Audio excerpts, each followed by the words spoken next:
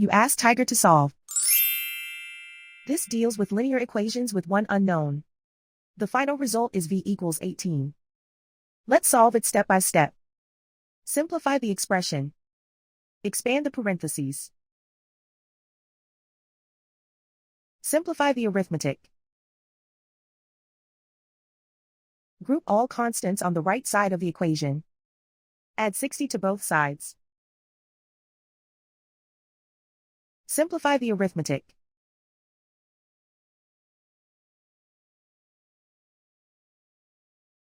Isolate the v. Divide both sides by 4. Simplify the fraction. Find the greatest common factor of the numerator and denominator.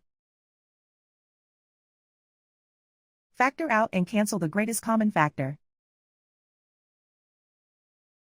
And so the final result is v equals 18.